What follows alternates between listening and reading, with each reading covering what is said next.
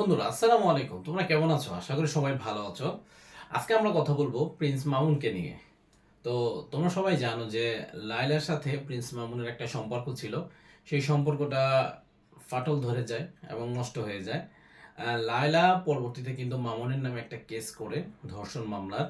সেই মামলার থেকে মামুন ঈদের টাইমেও ছিল, আদালতে ছিল।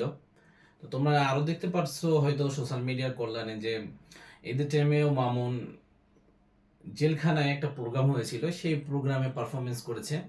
তো আসলে কথা একটাই হয়েছে যে ঢেকি স্বর্গে গেলেও ধান ভাঙে, সেটাই হচ্ছে কথা।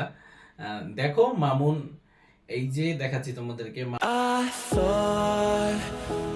কিছুদিন আগে এই গেছে কালকে জেলখানা থেকে ছাড়া পেয়েছে। তো ছাড়া পেয়ে সে তার মায়ের কাছে, তার মা তাকে রিসিভ করতে যায়। তখন তার মা তাকে নিয়ে এসে তার বাসার এখানে, এই দেখো, তাকে দুধ দিয়ে গোসল করাচ্ছে আর বলতেছে যে আর কখনো যাতে ওইরকম এরকম পথে না যাইতে হয়, আর কখনো যাতে থানা হাজত না যাইতে হয়, সেই জন্য তার মা তাকে দুধ দিয়ে গোসল করালো। ঠিক আছে, এটা আমাদের দেশের একটা প্রচলিত জিনিস যে কেউ যদি থানা হাজত থেকে বা বড় কোনো বিপদ থেকে মুক্তি হয়ে আসে, তাকে দুধ দিয়ে গোসল করে সেখান থেকে নিয়ে আসে।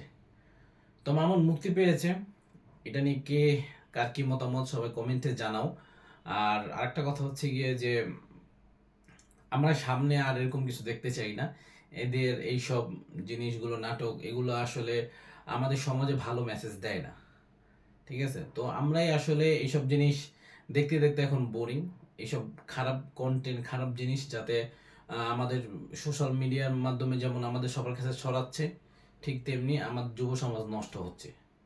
এ বলে আজকের ভিডিও শেষ করছি। ওর আম্মু ওকে দুধ সোনার উপর পানি দিয়ে গোসল করিয়ে দিয়েছেন।